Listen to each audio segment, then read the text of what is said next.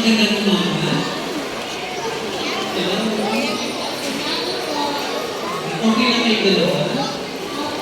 Okay na po. So, ang tanong ko,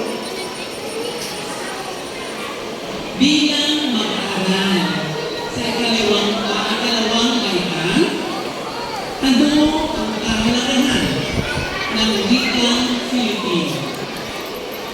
Maraming pong salamat sa magandang katanungan.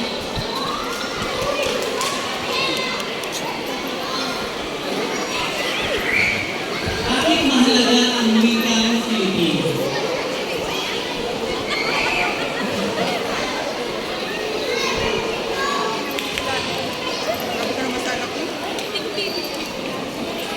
Mahalaga ang wikang Pilipino. Mahalaga ang wikang Pilipino dahil ako po'y naniniwala na ang pagmamahal sa sariling wika ay mahalaga. Kaya dapat natin ito pagdamanin. Maraming salamat po.